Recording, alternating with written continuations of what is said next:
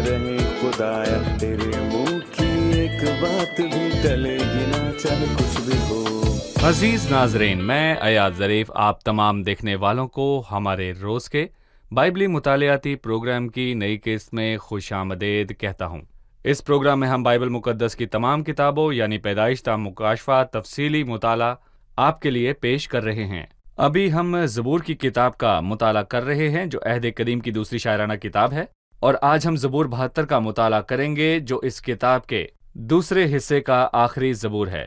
ज़बूर की किताब में 5 ज़ेली किताबें हैं जिन्हें ज़बूर की किताबें कहा जाता है, जो कि 5 हैं। इब्रानी मतन के मुताबिक दूसरी किताब का इख्तिताम ज़बूर 72 पर होता है। प्रोग्राम के बाकायदा आगाज से पहले मैं स्टूडियो में मौजूद खुदा के खादिम भाई यूसुफ का खैर मकदम करूंगा। खुश आमदेद भाई। शुक्रिया भाई। और स्टूडियो में आए हमारे दीगर मेहमानों को भी खुश आमदेद। भाई यूसुफ, सबसे पहले आप हमें इस ज़बूर के उन्वान का मौजू बताइए, वो क्या होगा? इस ज़बूर का मौजू है कामिल बादशाह। कामिल बादशाह आने वाला बादशाह है और दुनिया में कभी उस जैसा कोई और नहीं हुआ। यहाँ उसकी बादशाही की बात की जा रही है, उसकी हदूद और उसके फैलाव और उसकी खुशहाल बादशाही की बरकतों की। जो बातें आपने इस ज़बूर के बारे में कही, इनके मुताबिक इसकी तकसीम क्या है? देखें, मैं कहूँगा कि पहली से चौथी आयत में हम मसीह की बादशाही के अदल को देख सकते हैं। 5वीं से 11वीं आयत में हम उसकी वसी बादशाही के फैलाव को देख सकते हैं, और फिर 12वीं आयत से ज़बूर के आखिर तक हम उसकी खुशहाल बादशाही की बरकतों को देख सकते हैं। भाई यूसुफ, बादशाही के अदल के हवाले से लिखा है, ए खुदा बादशाह को अपने अहकाम और शहजादे को अपनी सदाकत अता फरमा। वो सदाकत से तेरे लोगों की और इंसाफ से तेरे गरीबों की अदालत करेगा। इन लोगों के लिए पहाड़ों से सलामती के और पहाड़ों से सदाकत के फल पैदा होंगे। वो इन लोगों के गरीबों की अदालत करेगा, वो मोहताजों की औलाद को बचाएगा और जालिम के टुकड़े टुकड़े कर डालेगा। जाना जाता है कि आज जिस जमाने में हम जी रहे हैं, लोग जो हैं माशरती बेइंसाफी से दो चार हैं और बादशाह और रऊसा के जुल्म और सितम का शिकार हैं। वाकई दुनिया में बड़ी बेइंसाफी है और लोग इस बेइंसाफी से कराह रहे हैं। इस तनाजुर में हमें मसीह की बादशाही के मुतल्लिक बताएं। देखें, जैसा कि आपने कहा कि लोग दुख में हैं, खास करके तमाम अकलियतें सब ममालिक में वो अक्सरियत के हाथों से दुख उठा रही हैं, और मैं कहूँगा कि सब अकलियतों के साथ बदसलूकी की जाती है। लेकिन ये आदिल बादशाह क्या करेगा? मुझे अच्छा लगा कि इस मुख्तसर बाब में एक लफ्ज़ बारहा आया है, गरीब गरीब गरीब, और मैं कहूँगा कि कम से कम 2 मरतबा हम ज़बूर 2 में ये पढ़ते हैं, तेरे गरीब, और चौथी आयत में वो उन लोगों की गरीबों की अदालत करेगा, और 12वीं आयत में हम पढ़ते हैं कि वो गरीब को जिसका कोई मददगार नहीं छोड़ाएगा। सो वो गरीब की परवाह करता है, बिल्कुल वैसे ही जैसे उसने अपनी पहली आमद में किया कि मुबारक हैं वो जो दिल के गरीब हैं, क्योंकि आसमान की बादशाही उन्हीं ही की है। मुबारक है वो जो गरीब है। खुदावंद का रूह मुझ पर है, इसलिए कि उसने मुझे गरीबों को खुशखबरी देने के लिए मसा किया है। हम सिर्फ उसकी परवाह करते हैं जिससे हम डरते हैं, लेकिन वो गरीबों को रोंद कर निकल जाते हैं। पर ये अजीम बादशाह सादिक है, जो एक मर्तबा आया लेकिन उसे काट डाला गया और उसने बादशाही ना ली, लेकिन वो फिर आएगा और दुनिया पर बादशाही करेगा। और हम उस कीमत को नहीं भूलते जो सदाकत और सलामती की खातिर अदा की गई। वो सताया गया तो भी उसने बर्दाश्त की और मुंह ना खोला। मैं चाहूंगा कि तीसरी आयत पर तबसरा हो, इन लोगों के लिए पहाड़ों से सलामती और सदाकत के फल पैदा हों। इस आयत का क्या मतलब है? बाइबल में लफ्ज पहाड़ों से मुराद दरअसल हुकूमतें हैं। हुक्मरान बादशाह वज़रा उन लोगों के लिए सरफराजी को पैदा करेंगे, और चोटियां, मेरा मानना है कि वो पहाड़ों से छोटी हैं। गोया लिखा है कि वज़रा और रूसा जैसे यूएस का सदर या हर एक सूबे के गवर्नर हैं, वो बिल्कुल ऐसे ही हैं जैसे पहाड़ और चोटियां होती हैं। लेकिन दर हकीकत पहाड़ और चोटियों में कोई भलाई नहीं है। लेकिन देख, एक बादशाह सदाकत से सल्तनत करेगा और शहजादे अदालत से हुक्मरानी करेंगे, और एक शख्स आंधी से पनागा की मानिंद होगा और तूफान से छुपने की जगह, और खुश्क जमीन पे पानी की नदियों की मानिंद और मांदगी की जमीन पर बड़ी चट्टान की मानिंद होगा। यानी सलामती का बादशाह आएगा जो सलामती को कायम करेगा, और सब जमीन के सब बादशाह जिन्हें वो सल्तनत करने की इजाजत देगा, उन्हें सलामती से सल्तनत करना होगी, वरना वो सल्तनत ना कर पाएंगे क्योंकि वो सलामती का शहजादा है। आपने कहा कि पहला हिस्सा पहली आयत से चौथी आयत तक है, जो कि मसीह की बादशाही को पेश करता है। पांचवीं जी आयत से मसीह की बादशाही के फैलाव की बात की गई है, बादशाही की हदूद, बादशाही की वसत। उसकी बादशाही की हदूद क्या है? देखिए, मूसा की 5 किताबों में से दूसरी किताब खरूज की है, और वो लोगों के रोने से शुरू होती है और उसका इख्तिताम घर में खुदा के जलाल के भर जाने से होता है। लेकिन ये ज़बूर की दूसरी किताब है जो उसकी 5 ज़ेली किताबों में से एक है, जो खरूज की किताब को जाहिर करती है, जिसका आगाज रोने से होता है। ज़बूर 42, 43 और 44, लेकिन इख्तिताम जलाल पर होता है जो घर को भरता है, बल्कि सारी कायनात को। बल्कि मैं कहूंगा कि जमीन का हर मुकाम खुदा के जलाल से मामूर है, क्योंकि जिस तरह समंदर पानी से भरा है उसी तरह जमीन खुदा के जलाल के इरफान से मामूर होगी। मतलब कि सारी जमीन खुदा के जलाल से मामूर होगी। यहाँ पर बिखरे हुए मकामात की बात नहीं की गई जो एक दूसरे से मीलों दूर हैं।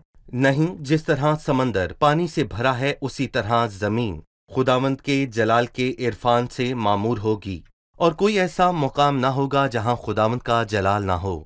जैसा कि यसाया 6:3 में लिखा है कि सारी जमीन खुदा के जलाल से मामूर है। हम एक वक्फे के बाद मेहमानों के सवालात के साथ हाजिर होंगे। नाजरीन, मिलते हैं एक छोटे से वक्फे के बाद, हमारे साथ रहिए। ज़बूर 72 के साथ ही ज़बूर की दूसरी किताब का इख्तिताम होता है, जो कि खरूज की किताब का अक्स है, जो हैकल के खुदा के जलाल से भर जाने से इख्तिताम पजीर होती है। ये नबूती ज़बूर है जो खुद मसीहा के आने और बादशाही कायम करने की तरफ इशारा करता है।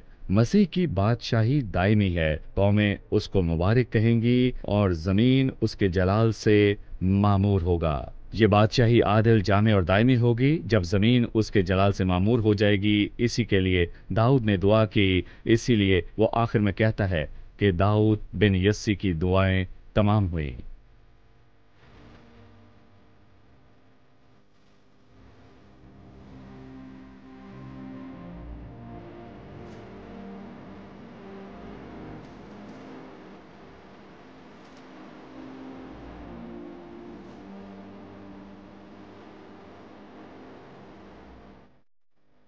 खुशामदीद। आइए चलते हैं मेहमानों की जानिब और जानते हैं उनका सवाल। जी, 8वीं आयत, उसकी सल्तनत समंदर से समंदर तक और दरिया फरात से जमीन की इंतहा तक होगी। उसकी सल्तनत की हदूद क्या है? जी भाई, मसीह की सल्तनत की हदूद क्या है? बहुत से लोग बरतानिया के बारे में ये कहते थे कि जब वो एक बड़ी सल्तनत थी तो उसकी सल्तनत में सूरज कभी भी गरूब नहीं होता था।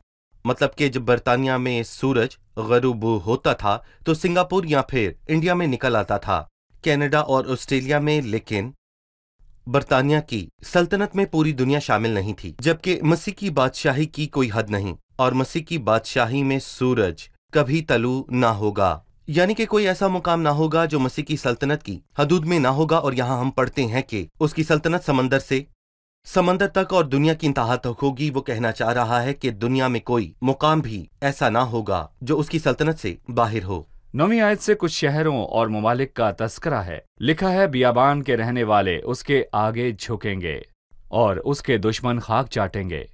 तरसीस के और जजीरों के बादशाह नजरे गुजरानेंगे। सबा और सिबा के बादशाह हदिये लाएंगे, बल्कि सब बादशाह उसके सामने सरनगू होंगे। कुल कौमें उसकी मती होंगी। मैं इन कौमों के मुतालिक जानना चाहूंगा जिनका जिक्र मसीहा की 1000 साला बादशाही के हवाले से किया गया। खुदा के कलाम में ये बात नहीं लिखी है। मसलन यसाया 60:6 में ये लिखा है कि ऊंटों की कितारें और मिद्यान और ईफा की सांढनियां आकर तेरे गिर्द बेशुमार होंगी। वो सब सबा से आएंगे और सोना और लुबान लाएंगे और खुदावंद की हम्द का ऐलान करेंगे। जब हम जकरिया 14 को देखते हैं तो हमें पता चलता है कि साल दर साल सब बादशाह आएंगे और नजराने लाएंगे और सिजदा करेंगे। और यहाँ वो बताता है कि दुनिया की सारी दौलत, माल और शानो शौकत हमारे यीशु मसीह की होगी और वो इसी लायक है। और ये मसीह की पहली आमद पर झूठे पैमाने पर हुआ, लेकिन जब मजूसी आए तो वो सोना, मुर और लुबान लाए। लेकिन यसाया 60:6 में मुर नहीं है, लेकिन सोना और लुबान है। पर मुर क्यों नहीं? यहाँ पर मैं ये कहूंगा क्योंकि मसीह ने अपनी पहली आमद में जब वो आया तो उसने मुर को खत्म कर दिया, लेकिन सोना और लुबान ابھی باقی ہیں اور مستقبل میں قومیں اسے بطور بادشاہ سردار کاہن سجدہ کریں گی کہ یہ خدا ہے جو جسم میں ظاہر ہوا۔ بھائی یوسف، میرا ایک سوال ہے ان لوگوں اور قوموں کے متعلق جو اس 1000 سالہ بادشاہی میں برکت پائیں گی۔ کیا مصر ان مبارک قوموں میں اس بادشاہی میں شامل ہوگا؟ در حقیقت مصر برکت پانے والے ممالک کی صفِ اول میں ہے۔ یسایہ 19 کی ایک آیت میں واضح طور پر لکھا ہے، تب اسرائیل مصر اور اسور کے ساتھ تیسرا ہوگا اور وہ زمین پر برکت کا باعث ٹھہرے گا، کیونکہ رب الفاظ انہیں برکت بخشے گا اور فرمائے گا، مبارک ہو مصر میں میری امت، اسور میرے ہاتھ کی صنعت اور اسرائیل میری میراث۔ اور ہم زبور 68 پڑھ چکے ہیں جہاں پر لکھا ہے کہ عمرہ مصر سے آئیں گے اور کوش خدا کی طرف سے ہاتھ بڑھانے میں جلدی کرے گا۔ سو یہ واضح ہے کہ ساری دنیا برکت پائے گی، خاص کر کے یسایہ مصر۔ 19 میں ایک آیت لکھی ہے، مبارک ہو مصر میری امت، اسور میرے ہاتھ کی صنعت اور اسرائیل میری میراث۔ کیا آج وہ نہیں، وقت یہ نہیں؟ ابھی نہیں ہوگا، بلکہ اس وقت ہوگا، یعنی اس دن ہوگا جب مسیح دنیا پر سلطنت کرے گا۔ اس دن مبارک ہوگا، مصر میری امت، اسور میرے ہاتھ کی صنعت اور اسرائیل میری میراث۔ مطلب تب ہم سمجھتے ہیں کہ یہ تین قومیں ایک دوسرے کی برکت سے جڑی ہیں، مطلب مصر، صحیح۔ اسور اور اسرائیل تینوں ایک ہی وقت میں برکت پائیں گی اور ایک ہی طرح سے۔ کیوں؟ کیونکہ مصر، اسور اور اسرائیل سم، حام اور یافت سے ہیں، اور یہ تین ایسے ممالک ہیں کہ جب آپ ان کی تاریخ پڑھتے ہیں تو آپ دیکھتے ہیں کہ یہ جنگ میں رہے، لیکن اس دن مصر سے لے کر اسور تک ایک شاہراہ قائم ہوگی، ایک کھلی شاہراہ، اور تینوں ممالک میں برکت ظاہر ہوگی، اور سم کی نسل میں جو کہ اسرائیل ہے، اور یافت جو کہ اسور ہے، اور حام کی نسل میں جو اور مصر ہے۔ یقیناً یہ آج تو نہیں ہو رہا۔ یہ فی الحال صحیح۔ نہیں ہو رہا۔ میں چاہوں گا کہ آپ 12ویں آیت پر تبصرہ کریں، کیونکہ وہ محتاج کو جب وہ فریاد کرے اور غریب کو جس کا کوئی مددگار نہیں چھوڑائے گا، وہ غریب اور محتاج پر ترس کھائے گا اور محتاجوں کی جان کو بچائے گا، وہ فدیہ دے کر ان کی جان کو ظلم اور جبر سے چھڑائے گا، اور ان کا خون اس کی نظر میں بیش قیمت ہوگا۔ وہ جیتے رہیں گے اور سبا کا سونا ان کو دیا جائے گا، لوگ برابر اس کے حق میں دعا کریں گے، وہ دن بھر اسے دعا دیں گے۔ میں ان باتوں پر آپ کا تبصرہ چاہوں گا، خاص کر محتاجوں کے ساتھ اچھا سلوک کرنے پر۔ جبکہ وہ کہتا ہے کہ ان کا خون اس کی نظر میں بیش قیمت ہوگا، بے تو قیمت۔ آج خون اتنا بے قیمت کیوں ہے؟ مطلب کہ میں کہوں گا کہ آج یہ بات بہت معمولی اور غیر اہم ہو چکی ہے۔ میں کہنا چاہوں گا کہ یہاں 40 لوگ مر گئے اور وہاں 70 لوگ بم پھٹنا اور مر گئے۔ لاشوں کا گرنا۔ بم پھٹنا اور لاشیں گرنا دہشتناک ہے۔ تو سوال یہ ہے کہ کیا یہ مسیح کی بادشاہی ہے؟ نہیں، کیونکہ مسیح کی بادشاہی میں امن ہوگا، یہاں تک کہ حیوان بھی اپنی سیدھی سادھی فطرت کو پائیں گے۔ یہ یسایہ کی نبوت سے واضح ہے، اور لکھا ہے کہ ان کا خون ان کی نظر میں بیش قیمت ہوگا، اور وہ ظلم سے چھڑائے گا ان لوگوں کو جن کی کسی کو بھی پرواہ نہیں۔ لیکن یہاں میں کہوں گا کہ ہمارا خداوند ان کی پرواہ کرتا ہے۔ یہاں کس کی بات ہو رہی ہے کہ وہ جیتے رہیں گے اور سبا کا سونا اس کو دیا جائے گا؟ 15ویں آیت میں لکھا ہے، لوگ برابر اس کے حق میں دعا کریں گے، وہ دن بھر اسے دعا دیں گے۔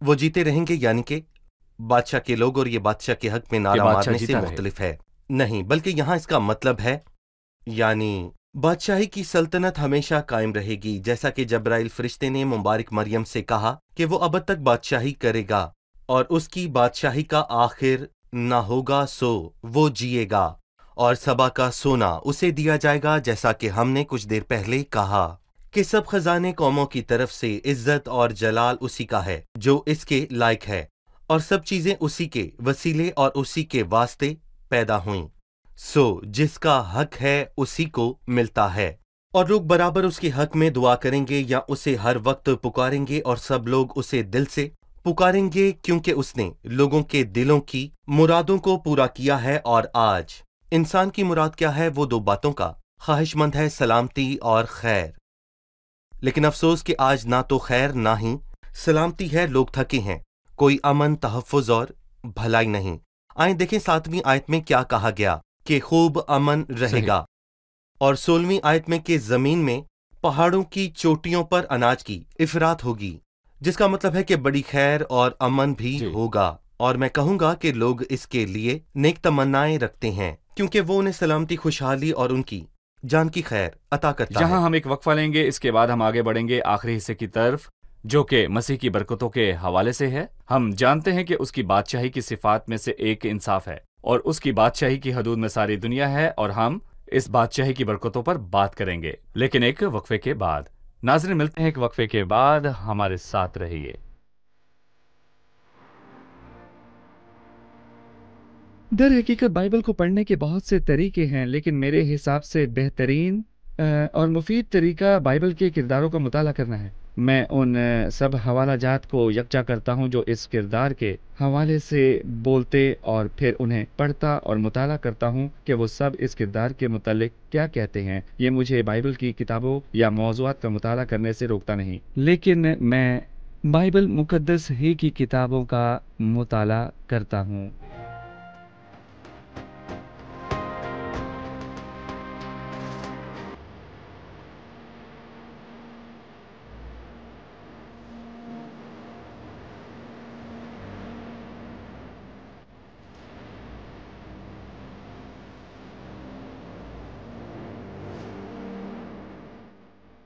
ناظرین، ایک بار پھر سے خوش آمدید۔ ہم وقفے کے بعد ایک بار پھر سے حاضر ہیں۔ آئیے چلتے ہیں مہمانوں کی جانب اور جانتے ہیں ان کا سوال۔ زبور کی شروعات میں لکھا ہے کہ سلیمان کا زبور، جبکہ زبور کے آخر میں لکھا ہے کہ داؤد بن یسی کی دعائیں تمام ہوئیں، لہٰذا یہ زبور داؤد کا ہے یا پھر سلیمان کا؟ جی بھائی یوسف، اس کا مصنف کون ہے، سلیمان یا پھر داؤد؟ دیکھیں، در حقیقت یہاں واضح ہے کہ سلیمان ہی مصنف ہے۔ پھر اس بات کی کیا معنی ہے کہ داؤد بن یسی کی دعائیں تمام ہوئیں؟ اس کا مطلب ہے کہ یسی کا بیٹا دعائیں مانگ رہا تھا کہ مسیح کی بادشاہی آئے، کیونکہ مسیح داؤد ہی کی نسل سے آنے والا ہے۔ اور ہم داؤد کے آخری الفاظ دوسرے سیموئیل کے 23ویں باب کی نبوت میں پڑھ سکتے ہیں، اور میں یہاں پر یہ بتانا چاہوں گا کہ داؤد کی آخری باتیں یہ ہیں۔ وہ کہتا ہے، ایک ہے جو صداقت سے لوگوں پر حکومت کرتا ہے، جو خدا کے خوف کے ساتھ حکومت کرتا ہے، وہ صبح کی روشنی کی مانند ہوگا جب سورج نکلتا ہے، جب نرم نرم گھاس زمین پر بارش کے بعد چمک کے باعث نکلتی ہے۔ یہ داؤد کی نبوت کے آخری الفاظ ہیں، اور داؤد کی آخری دعا کا تذکرہ زبور 72 میں ملتا ہے، اور ان دونوں کا ملاپ مسیح کی 1000 سالہ خوشحال بادشاہت میں ہوتا ہے۔ داؤد کے آخری الفاظ جو دوسرے سیموئیل کے 23ویں باب کی نبوت میں ہے، دینداروں کی آخری دعا جو زبور 72 میں ہے، دونوں کا ملاپ ایک ہی مقام پر ہوتا ہے، اور یہ دونوں ایک ہی باتیں ہیں۔ میرا مطلب ہے کہ نبوت کا مکاشفہ ایمانداروں کی خواہشات پوری ہوں گی جب مسیح دنیا پر بادشاہی کرنے کو آئے گا۔ آخری آیات میں سے چند پڑھنا چاہوں گا جن میں مسیح کی بادشاہی کی برکتوں کا ذکر ہے۔ میں 17ویں آیت سے پڑھوں گا۔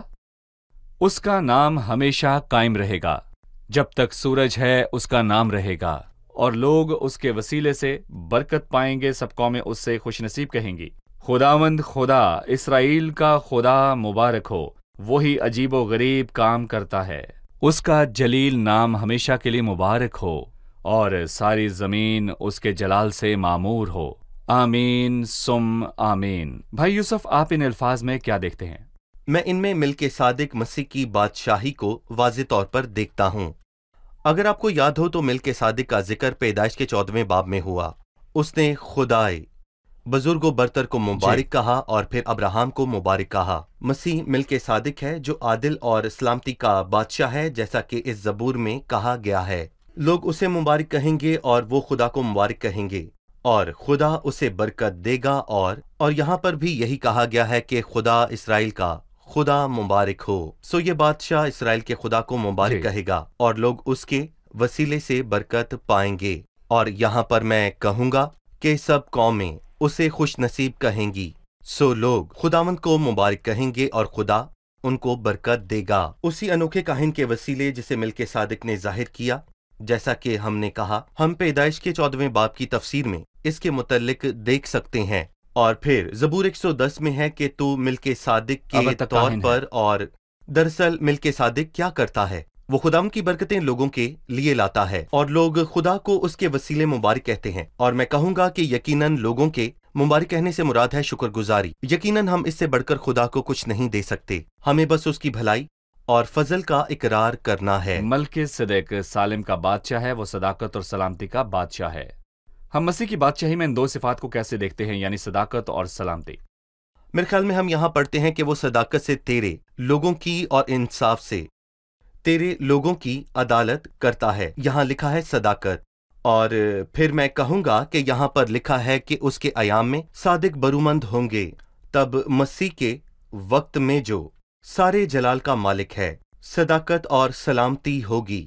اور یہاں اسے داؤد کے جو صداقت کا بادشاہ ہے اور سلیمان کے وسیلے جو سلامتی کا بادشاہ ہے ظاہر کیا گیا۔ اور ایک آیت ہے، اے خدا بادشاہ کو اپنے احکام اور شہزادوں کو اپنی صداقت عطا فرما۔ یہاں زبور نویس کس کا حوالہ دیتا ہے؟ بادشاہ داؤد، شہزادہ سلیمان، لیکن یہاں اس کی مراد داؤد یا سلیمان نہیں بلکہ داؤد یا سلیمان مسیح کا عکس ہے، جو کہ دراصل مسیح کی طرف اشارہ کرتے ہیں۔ اور ہم نے زبور 45 میں یہ واضح طور پر پڑھا ہے کہ اے زبردست تو اپنی تلوار کو اپنی کمر سے حمائل کر۔ یہ داؤد نہیں، پھر کس نے جنگ جیتی؟ داؤد نے۔ اور پھر لکھا ہے، اے خدا تیرا تخت عبدالآباد ہے، تیری سلطنت کا آسا راستی کا آسا ہے، تو نے صداقت سے محبت رکھی اور بدکاری سے نفرت۔ یہاں وہ سلیمان کی بادشاہی کی بات کرتا ہے، وہ مل کر مسیح کی بادشاہی کا خاکہ کھینچتا ہے جو کہ صداقت اور سلامتی کا بادشاہ ہے۔ وہ ابن داؤد اور داؤد کی اصل نسل بھی ہے۔ صحیح۔ خداوند آپ کو برکت دے۔ ہم کس کے اختتام پر ہیں؟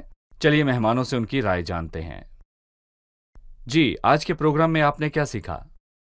ہمارے آس پاس لوگ خیر اور سلامتی کی تلاش میں ہیں، پر یہ مسیح کی زمین پر بادشاہی کے قائم ہوئے بنا نہیں ہو سکتا۔ جی آپ۔ ایک مشہور سوال ہے کہ کیا دعا خدا کی مرضی کو بدل سکتی ہے، لیکن میرا خیال ہے کہ یہ بات کہ داؤد بن یسی کی دعائیں تمام ہوئیں، ہم یہ سمجھ سکتے ہیں کہ ایک ایماندار کو دعا کیسے کرنا چاہیے۔ مطلب داؤد خدا سے ایک اچھے تعلق میں ہے، وہ خدا کی مرضی کو جاننے کے قابل تھا۔ صحیح۔ شاید یہ پہلی مرتبہ کسی بادشاہ کو محتاجوں اور غریبوں کی فکر کرتے دیکھا جائے گا، اور وہ ان کی پرواہ کرتا ہے، صرف طاقتور کی نہیں جو اس کی مملکت کو مضبوط کرتا ہے۔ شکریہ، خداوند آپ کو برکت دے۔ شکریہ بھائی یوسف، آپ سے اگلے پروگرام میں پھر ملاقات ہوگی۔ عزیز ناظرین، بائبل مقدس یہ بھی کہتی ہے کہ جب بنی آدم میں پاجی پن کی قدر ہوتی ہے تو شریر ہر طرف چلتے پھرتے ہیں۔ جب کسی بھی سلطنت میں نادانی کا تسلط ہوگا تو اس کی وزارت شریروں کے پاس ہوگی جو اس بادشاہی سے فائدہ اٹھائیں گے، اور وہ جو محتاج اور غریب روندے جائیں گے۔ اور آج ہم دیکھتے ہیں غریبوں کا سلطنت میں کوئی مقام نہیں ہے، نہ ہی محتاجوں کا، لیکن ایک دن آئے گا جبکہ وہ سلطنت کرے گا جو شریروں میں سے نہیں بلکہ اس کا نام مبارک ہوگا۔ وہ حقیقی بادشاہ ہے جو صداقت سے اور سلامتی کے ساتھ بادشاہی کرے گا، اور غریبوں کو اس دن کا مقام ملے گا، محتاجوں کے ساتھ منصفانہ سلوک ہوگا اور مظلوموں کے ساتھ انصاف ہوگا، زمین پر بھلائی ہوگی۔ اور وہ بادشاہ کون ہے جو انصاف اور سلامتی کے ساتھ سلطنت کر سکتا ہے؟ سوائے خداوند یسوع مسیح کے، جس پر خود ظلم ہوا، وہ ستایا گیا تو بھی اس نے برداشت کی اور منہ نہ کھولا۔ اگر آپ غریب ہیں اور آپ کا حق مارا جاتا ہے اور کوئی آپ کے لیے لڑنے والا نہیں، تو اس کے پاس جائیں جس پر آپ سے پہلے ظلم ہوا، اور اس سے کہیں میں تجھ پر بھروسہ کرتا ہوں، تو ہی صادق ہے، میرا انصاف کر اور مجھے میرے دشمنوں سے بچا، اور میرے دل میں آ اور میرا بھروسہ اور تسلی بن، اور اس دن کا انتظار کریں جس دن خوب امن ہوگا۔ آنے والی قسط میں آپ سب سے پھر ملاقات ہوگی۔ خدا آپ سب کو برکت دے۔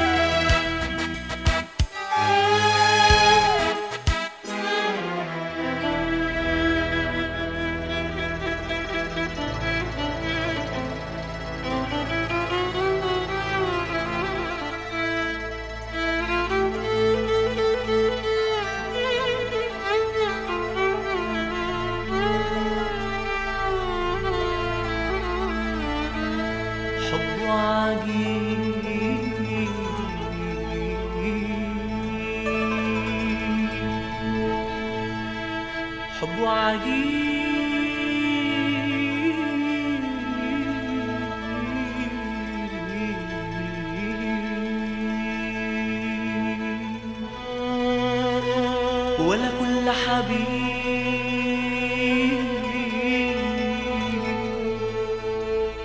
دايما معايا معايا معايا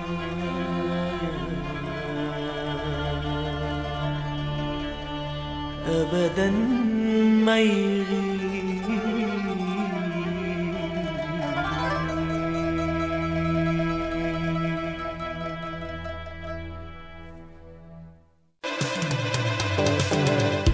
ماشي سواح قصدي محبوبي في ايدي جراح تمن ذنوبي. ماشي سواح قصدي محبوبي في ايدي جراح تمن ذنوبي.